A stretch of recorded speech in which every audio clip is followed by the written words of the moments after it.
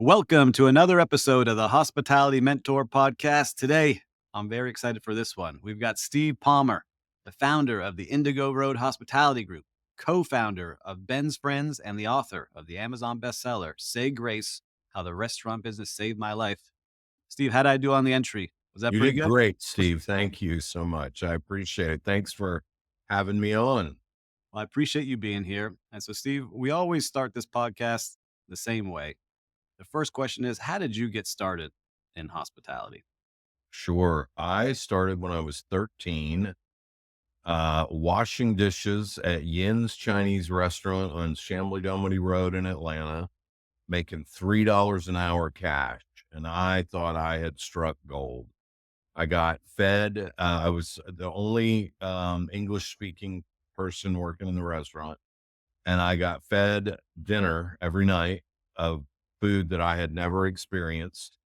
So it was my first food memory, and I got cash. And I thought, man, I have arrived. And so how does that happen? 'Cause I'm 13. I'm thinking I'm 8th grade at 13 years old. Yeah. I'm not working. You're now in a kitchen with Yep. adults. How does Oh that yeah. start taking shape? Because that's a different world when It you're is. It going in. is. Yeah, I mean, you immediately are in the middle of the adrenaline, and it was a busy restaurant. And, um, let alone that I was a foreigner, right, in this culture. But I was addicted the first day I walked in. I mean, it was the energy and the pace, immediately had my attention. I love it. So how did you end up there? Right? Was it your parents said you got to get a Oh, job? a buddy of Said mine, you we were needed riding money? dirt bikes in the road in the woods one day, and he's like, "Well, my buddy used to work there, but he didn't show up, and you might be able to get the job." And I did. And yeah, I mean, it was just a series of random occurrences. And so when you're there, all right, 8th grade time, do you say, all right, I've made it. This is what I want to do for the rest of my life. I'm going to go be a cook, a chef, a restaurant owner. What was it in your mind at that time? Or was it Yeah, I just, mean, I I need think some that cash? yeah, I think Steve, that all of that would come later.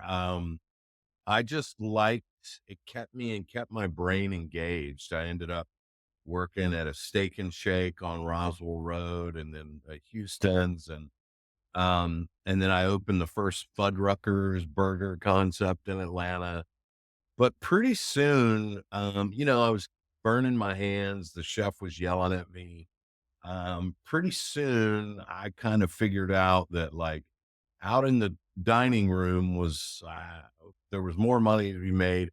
Um, and I thrive on people. I love, I get my energy from social interactions. And so that seemed to be where it was. So pretty quickly kind of moved into being a busboy and, all those things. Um, it wasn't until I was 25 that I had really gotten passionate about service. I had worked at a restaurant called Magnolia's in Charleston, South Carolina, and and I found um my first mentor, and it he's the one that really I'll never forget. I mean, I'm 22 years old at this point. Remember, Steve, there was no Top Chef, no internet, no foodies, no influencers. And he was like, Steve, people go out to dinner to have an experience, and we're here to create that experience. And I was like, that was kind of like my first light bulb moment. And that was the moment that I fell in love with the nuances of elevated hospitality, elevated service, and going above and beyond for guests. And then I fell in love with wine because, you could make more money if you sold more wine. And that led me down the path to visiting vineyards in Napa Valley. So, like, all these different avenues of hospitality were opening. And I mean, I lived it 24/7. I didn't, yeah, I mean, yes, it was a job, but it was like a new way of life for me. Hmm. On my nights off, I would go out to dinner with other waiters.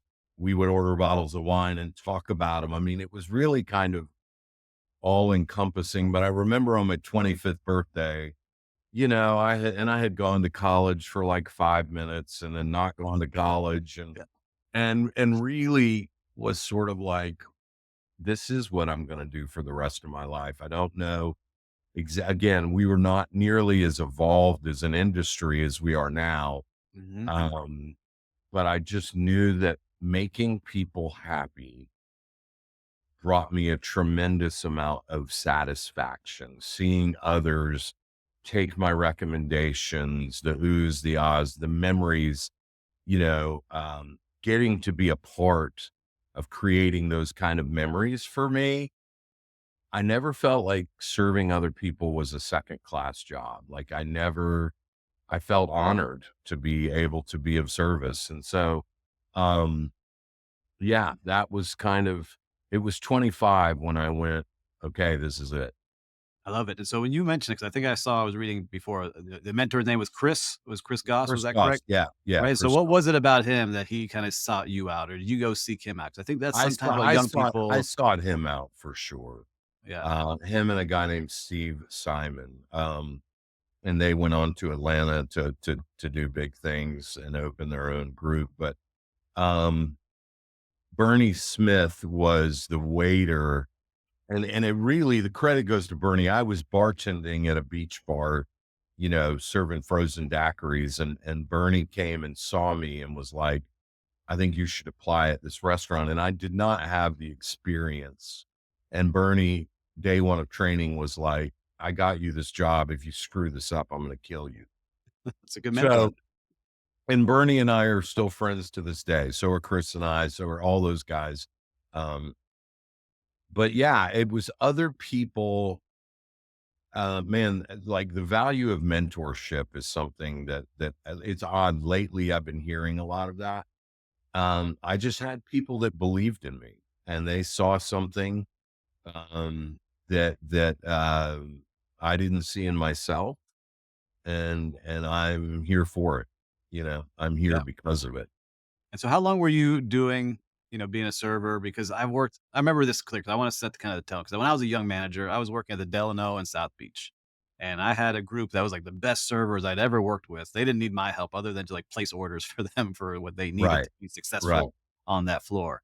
I remember they would roll up in their Range Rovers or Mercedes. They knew all about wine and every type of food, and they could Right. create that experience for the guests. Is That's that right. what you kind of felt like with your group there? Is that what you were Yeah. seeing?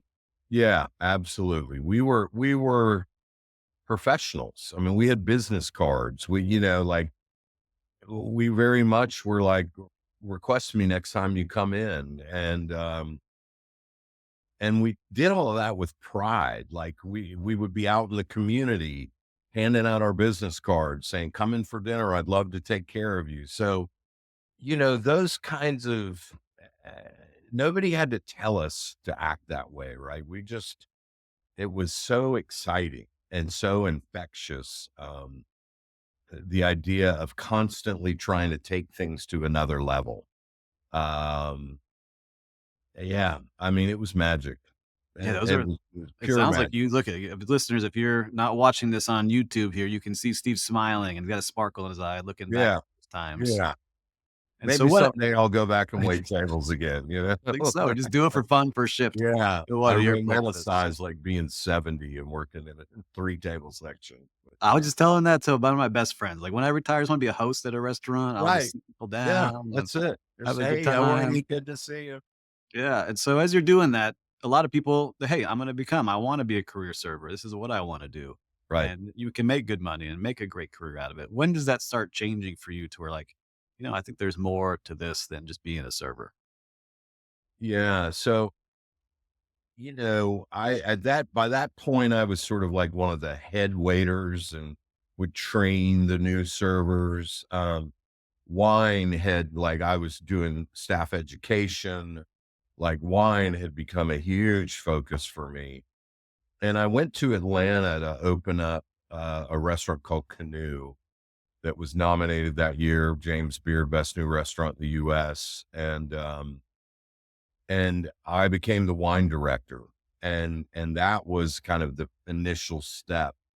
And pretty much after that, I mean, I was 26. I got into leadership, and I'm glad I did it early. You know this, the trick when you're waiting tables is if you're going to go into leadership, you're going to, for short term, you're going to make less money, Right. period. And 100%. so, but I was like, I don't want to wake up and be 50 and be a waiter. Not that there's anything wrong with that. If that's your path, I really found and continue to find, um, a lot of inspiration in sharing this love of hospitality with other people, and watching the light bulb come on for them. So very early on, I was like, well, I'm, I need a path, and I want more. Not just more money, but just more of everything. And so jumped into management, took a 70% pay cut. It's hard. Yeah, it's hard, man. I lived on credit cards for a couple of, and then racked up a bunch of debt and had to deal with that. But I mean, yeah, I jumped into that and never looked back. And even some of my friends at the time who were waiters were ridiculing me, like, "What are you doing? Mhm. We're killing it, bro." And I'm like, "Yeah, but yeah, you're Yeah. gonna still be killing it at the same level in 10 years, and hopefully I will have progressed on." And so, yeah, got into leadership at Canoe, and that just, you know, That um, you yeah, skyrocket. Can you talk about that? Because I've had this conversation many times with servers, right? And I kinda show them I would write it on a paper, like, "Here's where you're at. You gotta come back down here to shoot up here potentially." Is that right. the conversation you have with That's people? right. You have to go back to go forward. What do you want? If you want to stay in this business, and the great thing about the Indigo Road is we're growing, and then, like, there is a real career for you here. Not just managing a restaurant or being the chef at a restaurant. Um, and yeah, that's the conversation. Like, what is it that you want? And sometimes it's not entirely clear. They just know they want to progress. They want more. Um, and so I'm like, well, this is the path. I don't know any other paths. So, Yep. um, and we need more of that. We need more. I think if I've done anything well, Steve, I mean, I've done a lot of things wrong very well. But choosing the right moments, the right employer, the right opportunity, even sometime if it meant less short-term gain, like maybe I'm just hypothetically going to work for a better group for maybe slightly less money or less title than this other group over here that's kind of a C player, but they're offering me the title and the money. Mhm. I've never seen that work out. If I'd done anything well, I chose the right people and right companies to work for sure. No, I love that. It's great advice for anyone listening. Just rewind that last 30 seconds. Go with the Yeah. A players. I think Go with some the A people players, man. There are so many people, unfortunately, doing hospitality poorly. Find the people that really resonate with the best version of yourself Mhm. and chase that. You won't lose. Yep, and you were chasing it. So you're at Canoe. Is that part of the Gin Resorts? Is that when you were there, or is that No, something? no, Tell me. this is a good bit before that. But so went to Ritz Carlton for a while, before Marriott owned them. So how was that? How long were That you was there? Because amazing. That there's was something amazing. different when you join. What was that like? Because I never worked for them, but everyone that does still carries their Oh, it Credo was card and like, Yeah, it was, I mean, Horst Schulze, like when you're in management training with Ritz, um, you're going to a class where he's teaching the class, and it's the founder of Ritz Carlton is talking to you about, ladies and gentlemen serving ladies and gentlemen, and about the 80-20 rule, about how 20% of your employees do most of the work, but we spend 80% of our time on the underperformers. And like just stuff that, like, for a young, I was probably 28. Um, I was so blown away. Again, moved to St. Louis, Missouri for my first gig. Didn't necessarily want to live in St. Louis, Missouri, but again, I was like, but this is a foot in with Ritz Carlton, and I'm going to learn regardless. Mhm. And you know, that led to Charleston being the GM and opening Peninsula Grill, which ended up on Esquire's magazine's best new restaurants in the country. It was a Relais and Chateau hotel, the Planters Inn. And then there I left to be the vice president of food and beverage at Gann Resorts in 2004. Um, and after that, in 2009, came back home to take over Oak Steakhouse, the OG, which turns 20 in January, which is pretty fantastic. It was '09. The restaurant was struggling financially, and that began the journey that is the Indigo Road, you So know? give me that. Give us that breakdown because there's a lot of people that we know that we all worked with shoulder to shoulder with, like, I got this idea. I'm going to start something. Right. I'm going to do it. And everyone, nah, it's impossible, man. What are you talking about? You don't know I what you're doing. know. How did that happen for you? Because I think there's a lot of people listening to this now that may have that idea and they're like, Steve, Yeah. how did you get to that level? Well, I was first, I think the important piece, Steve, first and foremost, I was ready. And what I mean by that, I mean, I wasn't ready in so many ways, but I was, I had tried to do my own thing, at least in my brain years before. And I was so not ready in terms of Mhm. investors, how to raise money, um, budgeting, construction, like all the non-sexy stuff. Entrepreneurs don't, they don't think about that. I saw this video another entrepreneur sent me, and it was a woman, and she said, until you are ready to have uh, miss payroll, panic attacks, be on blood pressure medicine, get sued, you're not ready to be an entrepreneur. And, It's true. and all of those things have happened to me, by the way. And so, I didn't know this is, I mean, like, people have asked me, we're 15 years old, and everybody always asks, what's the 5-year plan?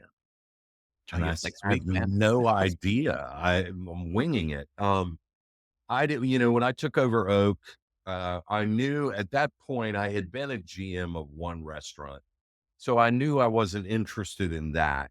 Um, and to my partners, investment partners credit, this is '09. They're on Wall Street. They're not having fun.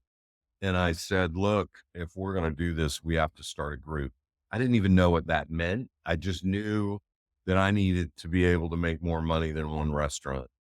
And shockingly, they said, okay. Yeah, that makes sense. And that was, so I think entrepreneurship sometimes is about leaps of faith and believing in yourself. And I had imposter syndrome. I sometimes still do have imposter syndrome, but we started growing, and we opened 3 or 4 other things here in Charleston. They started working. I was surprised. I'm like, holy crap, this is actually working. Um, but I got real focused real quick on, okay, why is this working? It's our people. Okay, what is it about our people? What is it they possess? And I did that in a very collaborative way with whoever was at the table at the time. I think our first leadership retreat, there were 6 people. There'll be about 250 at the one this Wow. February. But um, I got real focused on culture. Um, I studied other groups. I cold called other entrepreneurs. I got on planes to say, hey, can I buy you a cup of coffee? I'll come to you. And I just got very curious about what makes a company work rooted in hospitality, and came to really come to, the idea that really Danny Meyer in the book, Setting the Table, Mhm. wrote for all of us, that the employee, in order for our guests to have a hospitable experience, our employees must first have that experience. And what Danny laid out for us was, it was one of those books. I don't know if you've heard this. You're reading it, and everything you're reading is resonating with you. You just didn't have the language. And if you're gonna have culture, you've got to be able to verbalize what it is. And that became very apparent to me. And what also became apparent to me is that culture is not a feel good word. I remember hearing, oh, Google has foosball in their break room. They have good culture. Yeah. Culture is a business model. It's a way of conducting yourself. It is your true north, your value system. And a lot of people pay lip service to culture, but like really walking that walk, and I've done that successfully for 15 years. And I've, I will tell you, Steve, I'm not the smartest guy in the room. There are much smarter hospitality operators than me. But that you will be hard pressed to find a company that works on their culture more. And, so grateful for the team that's chosen to work with me. And I keep that very front and center, that they all have a choice. They Mhm. can all go get other jobs, but yeah, just really have spent 15 years on the idea that the better employment experience that the employees have, the better the business will be and the more profitable. And that has been universally true. Yeah, so how were you doing that at the beginning, right? Because at the beginning, like, yeah, you have the hotel training, which is great. You Yep. have that Yep. knowledge, but you said I remember my first time, like, I opened my company, I didn't know I payroll was coming up. I had a $100,000 payroll because I had a staffing company. I was sweating at night. I'm Right. like, how am Right. I gonna cover this? While having a good culture and showing them I'm a good leader. Did you have any of those moments when you were first starting out? Or was it Oh, like, "Oh, I, I've got I, this. s- I'm gonna keep I, s- pushing through." I still have those moments. Um, Mhm. I feel like if you're not at least once a month asking yourself, what the heck have you done? Yeah. You're not a real entrepreneur. Alright, good. I'm okay then. Yeah. Oh I feel man, better listen, now. I mean, I don't think, I- show me a room full of entrepreneurs that'll tell you they've made it. I don't know. Alright. Um, yeah, I mean, I was lucky. I think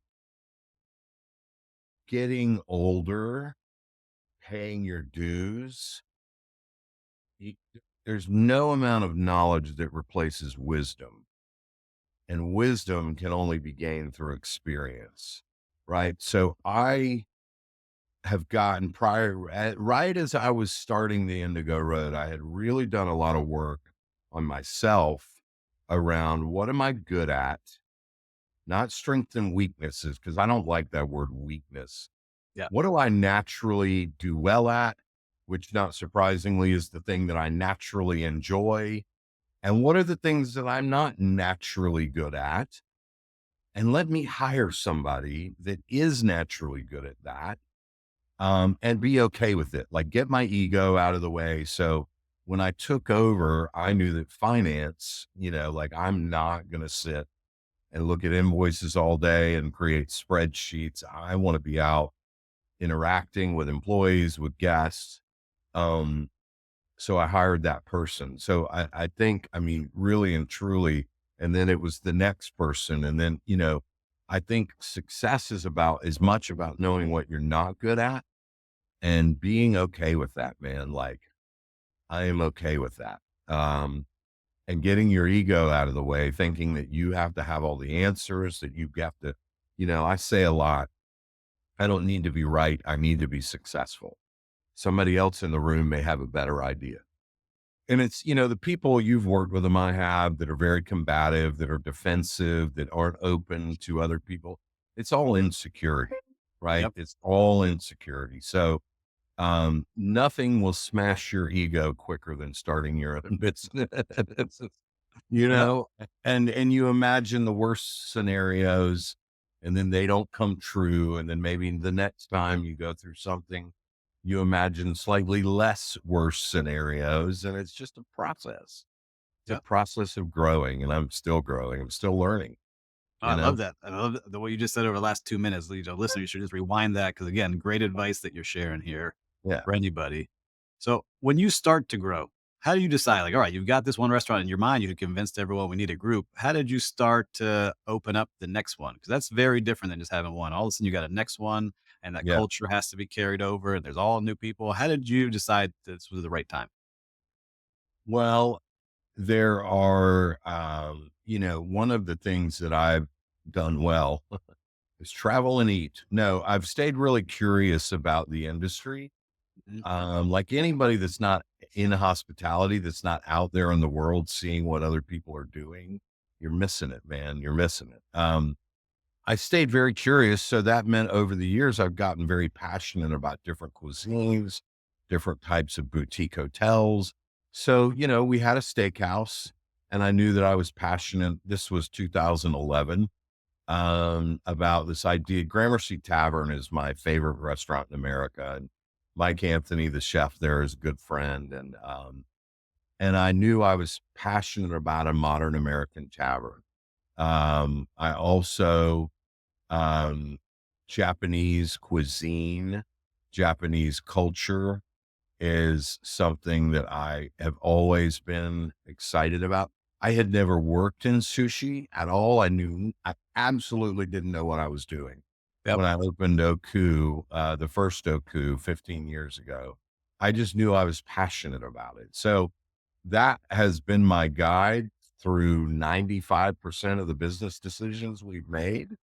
There've been a few that there've been some misses that, maybe I got out a little ahead of myself, but, um, I just stayed at the core of what excites me, and that seemed to work.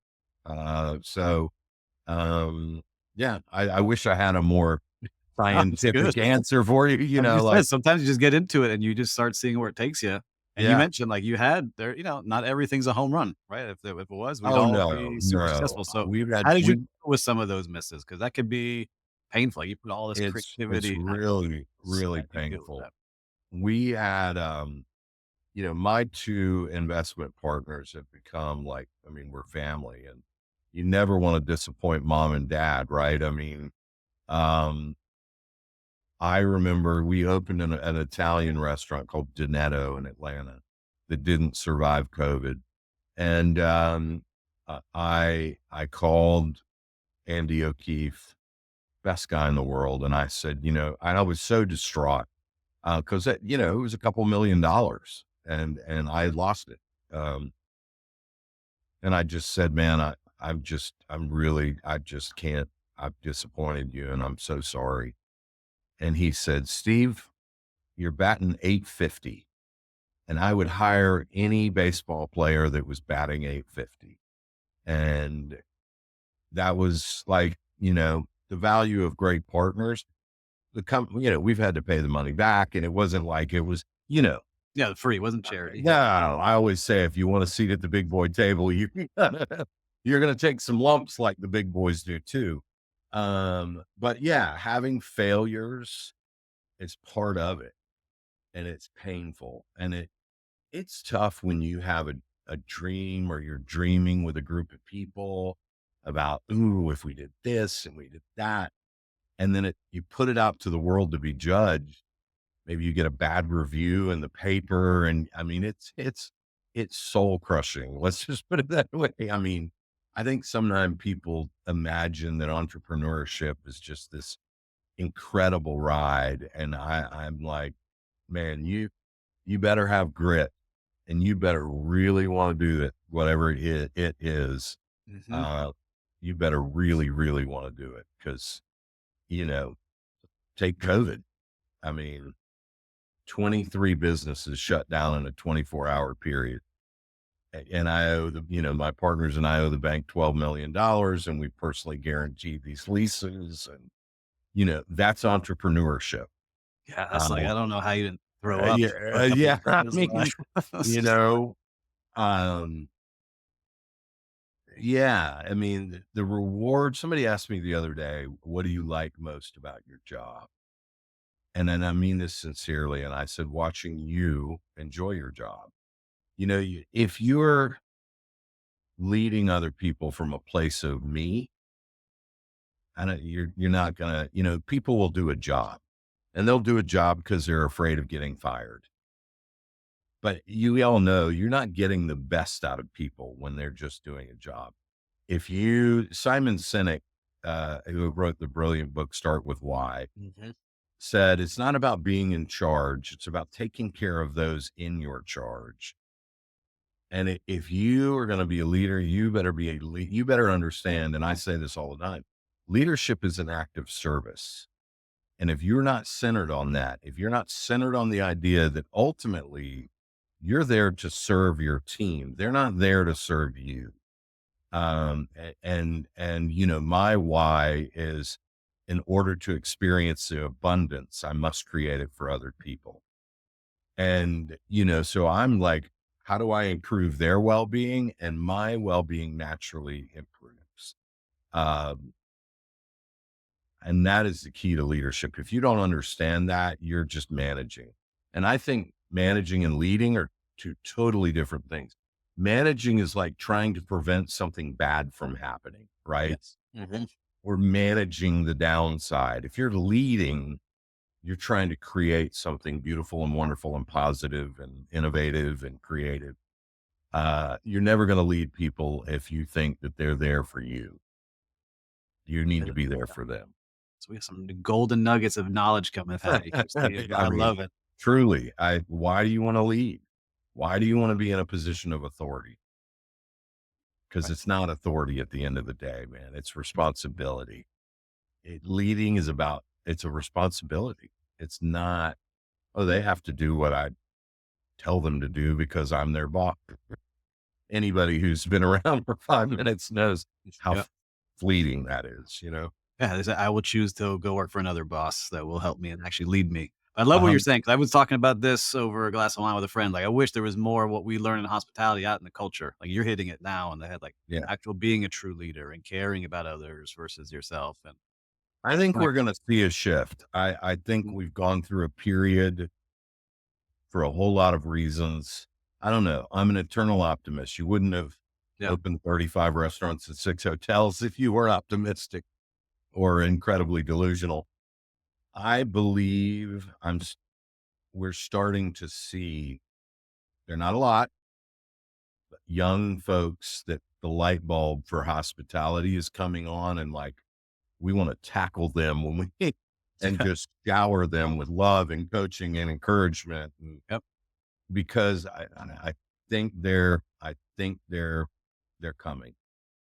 I love it. I'm Yeah. excited about this, and I want to mention this. So you have a vision. You are a leader, and you started opening more and more places. So tell the listeners here, because you've built something pretty amazing. How many restaurants do you have now? And I want to talk about the hotels in a minute, but how many do you have now? We have 35 restaurants. So 35 restaurants. You built this amazing engine here, and they're all like I look at the reviews. I go online. I was making sure I check them out. Go online and check these out, listeners, because it's amazing. Just go on the Indigo Road website and see what they're doing. It's very special, especially in the places that they are, which are all food towns that you go and visit. Like the Charleston's always number one place to Right. go visit, and you have Right. so many great places there. Right.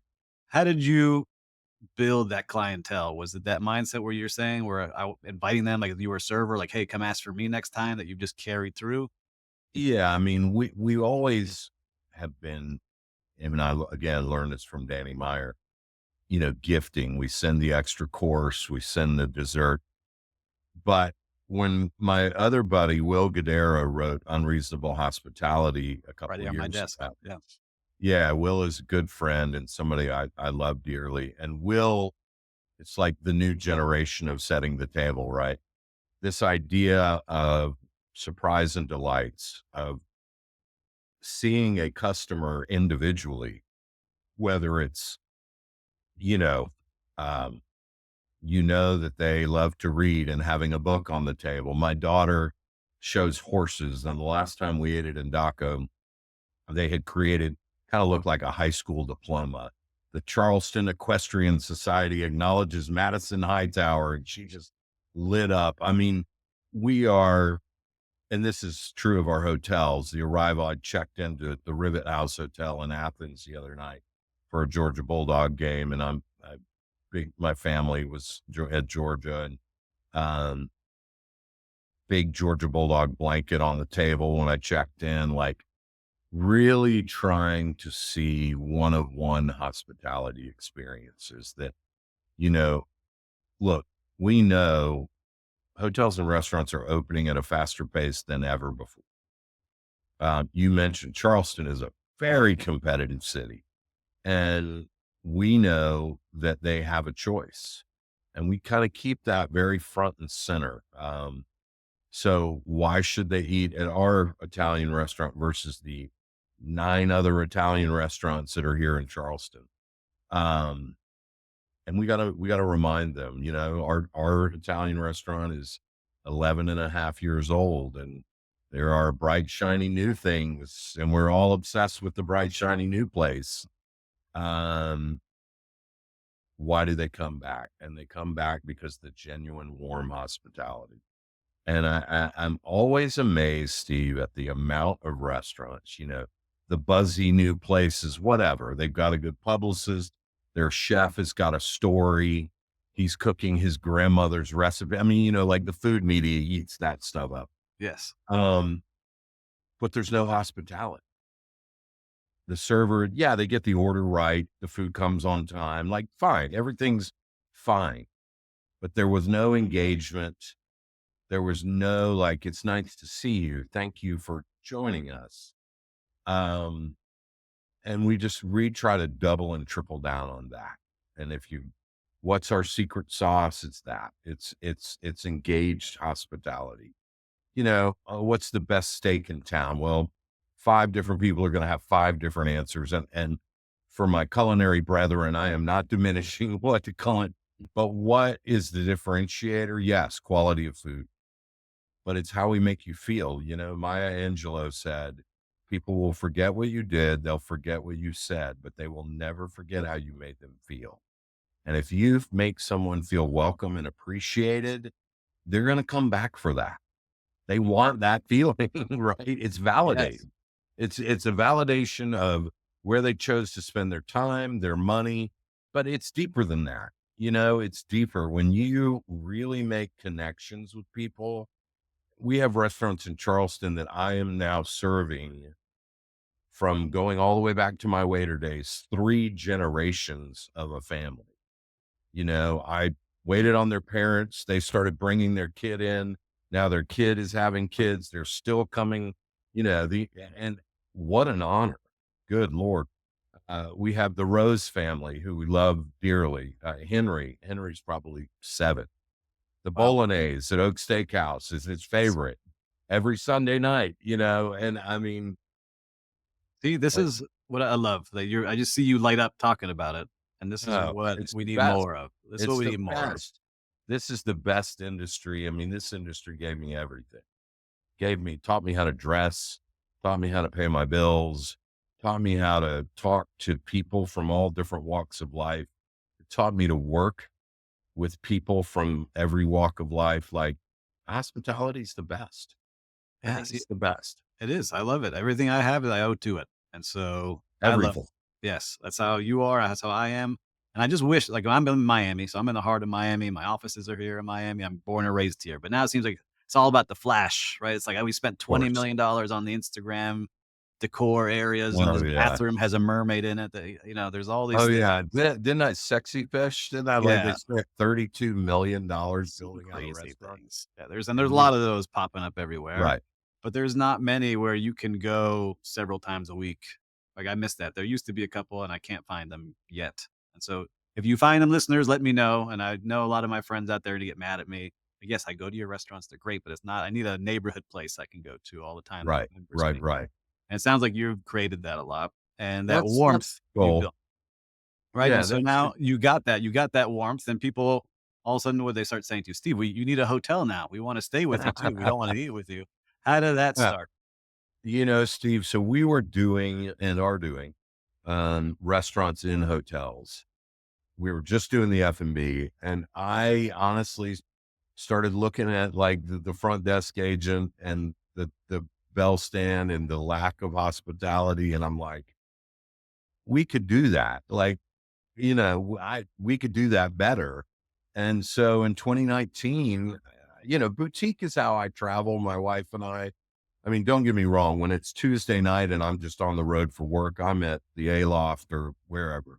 But when we travel, we're staying at the really special destinations. Boutique hotels have better restaurants. And so I really thought, and I think most hotel GMs would agree with this. Running a restaurant in a hotel, the room side is much easier. It's the Yes. F&B that's hard. Yes. So if we can do that pretty well, um, we ought to be able to figure out the rooms. And so as we are sort of presenting ourselves to developers, partners, we're saying, hey, we're going to build great F&B in your hotel. For us, it's a very subtle thing, but we always say it's not the hotel restaurant. It's a restaurant that just happens to be in a hotel. We market it that way. We design it that way. And they really do stand on their own. And so we're finding a lot of success. We've got 6 hotels. In a lot of cases, 50% of revenue is F&B, which is Hmm. not common in the industry. And so, and there, and and the restaurants, like it's like, I'll take the Rivet House. So Osteria Olio is our Italian restaurant. Somebody asked me the other day, so are you considering your hotel guests when you open the restaurant? I'm like, not really. We're opening a restaurant for Athens, Georgia. Sure, there are amenities. Like I'm not n- being disrespectful to our host, but that's not part of the business model. The business model is we're going to go to Athens, Georgia and open a great Italian restaurant. And we've done that. Now, if you're staying at the hotel, yeah, we're always going to get you a table. We'll do room service, but primarily we're opening a restaurant for that community. We're Hmm. engaging locals. We're engaged in local charitable causes. Like immediately we're digging roots into that community. Um, and that makes all the difference, I think. And I so is think. this with the same group of investors? Is it a separate company, the hotels? Is it Well, it's together? not a separate company. It's the same group of investors, although, there are deals where there are different investment groups. Yeah. Some of the hotels we're just third party managing. Helping, Interesting. we're helping a lot of first time developers, which is so much fun, that Hmm. have had a dream to be in hospitality. And we find a lot of synergies with sort of developing the hotel together, imagining the creative aspects. It's so much fun. No, I love what you're doing. I really do because it was fun. I just gave a speech to it was the select registry. So it's all historic inns and bed and Yep. breakfasts. And I never really stayed in any of them, but I just started talking to all the owners about how passionate they are about what they're doing and all the Right. unique things they can do for each guest. And it sounds like that's what you're doing Oh, with these yeah. boutique hotels. Is that what you want when people stay with you? Because it's very different Yes. than a restaurant experience. So Yes. how do Yeah. you convey that to your hotel team? It's the surprise and delights, obviously. Um, you know, we're always looking at how we can enhance the experience, whether it's let's do a complimentary cocktail class where we make craft cocktails in the courtyard at 4 every Friday, right? Or, let's do a cooking class. Hey, come learn how to make pasta. Obviously, a lot of our extras on the hotel side are food centric.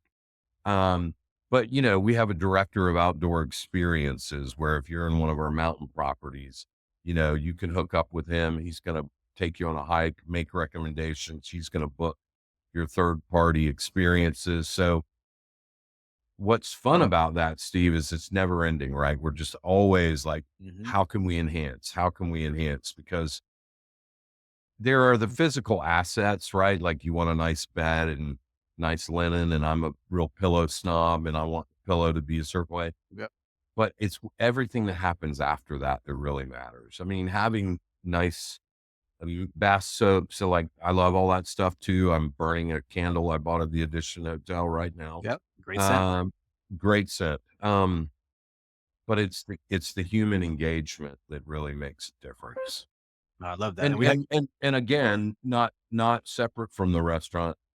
We really want the hotel to be deeply engaged in the local community because I think a lot of people when they travel, you'll hear them at the front desk. We don't want to go where all the tourists go. Where do you go to eat? Hmm. What sites do you, what museums would you go look at on your day off? Especially like here in Charleston, but Highlands, North Carolina, like Asheville, we just reopened our hotel Friday, thank God, Yes, after we're the okay. hurricane. Yeah, we're okay. Um, they want to feel like they're being let in on the secret of what is cool locally. Um, and that's what we're there to provide on the lodging side. What's great is a meal, you have 2 hours basically. We get you for 24, 36, 48, 72. Hmm. Um, we get you for a long, because you have a lot of opportunities and touch points to really engage people. I'm excited. I gotta make sure I book a place with you all because we interviewed Gabriel Perez on this podcast a couple Yeah. of months ago, who's excellent and one of Yeah. the stand-up guys in hotels, I and love Gabriel. yeah, just a good person. So I gotta, now that I've had you on, I have no excuse now. So I gotta make sure I come by. Come But by. you mentioned you are deep building roots with things, and you have Yeah. something very personal. I've heard the stories, a little bit of how you created this, but you're co-founder of Ben's Friends. How did that start taking shape, and when did that start taking shape? Because I know that you are big in giving back and really helping people, especially with mental health. How did this start? Well, thanks for asking. So I am a recovering addict. I've been sober for 23 years, but I was, very much, I mean, homeless as a teenager. Um, when I say to you that this industry's given me everything, like literally everything, took me in when I didn't know how to care for myself. And when I got sober through an intervention at work, my boss said, you can either go to rehab or you clean out your office. And thank God I did. Um, I very much, this was 2001. We were not talking about mental health at all. Mm-mm. And this first 4 or 5 years were fairly lonely in hospitality because I knew I loved hospitality. I knew I had a problem, and I definitely wanted a better life for myself. There weren't a lot of people, in the sober community. Well-intended, good people would say, if you want to stay sober, you need to get out of that. And then people in hospitality would say, there's no way you can work in this environment and not drink. Especially I you're a met wine a couple. director, right? You're a wine Yeah, director. You yeah. had I all mean, the I was a tastings advanced around level everywhere. some. I mean, just very deep in beverage. But as I was sort of getting comfortable in my skin, and as the years progressed on, um, I really wanted to give back. I had this deep, like, I was watching friends die from addiction. I was watching people get fired that, were otherwise, if they could just put the bottle down, great people. And I always thought, oh, I'm too busy. What can I do? And in 2016, the answer came. I had put it out to the universe over and over again. What can I do to help? And it's interesting, Steve, how pivotal moments come in our lives. Most often it's through tragedy, right? When we get the gift of desperation, it means we're willing to do anything to change, but it also sometimes comes through other people's tragedy. And so Ben Murray was a chef for us who was helping us open a restaurant. Um, if you knew Ben, you would have never used the words depressed. Um, yeah, I mean, Ben was happy go lucky. He was kind. He was friendly. He was gregarious. You just would have never. So he went and shot himself in the hotel room that we had put him up in. And, as I called his 80-year-old mother, the story kind of started to unfold, and it was, Ben has been in and out of detox 6 times.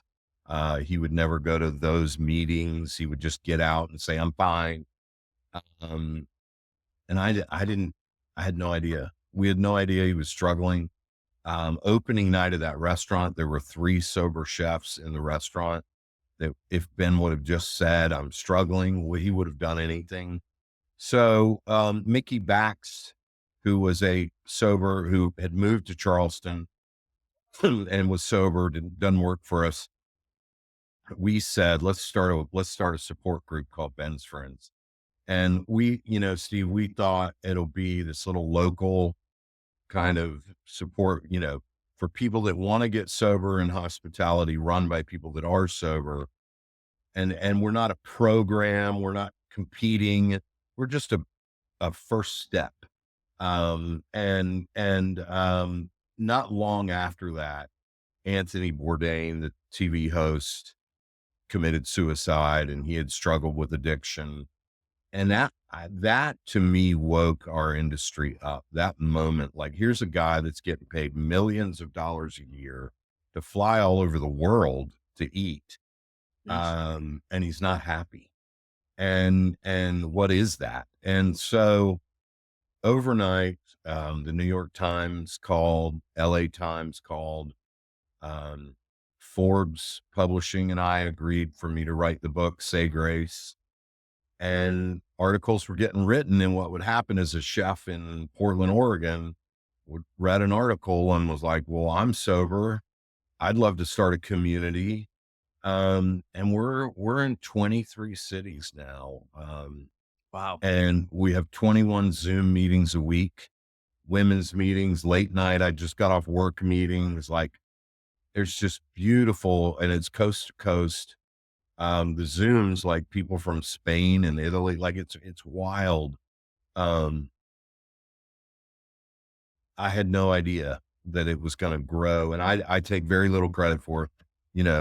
Mickey, my co-founder, is 20, driving that bus. And there's so many other amazing souls across the nation that are local chairs, and it's just growing and growing and growing. And to watch, I will tell you this, I know we're getting short on Oh, time. it's all good. We can keep going. Yep.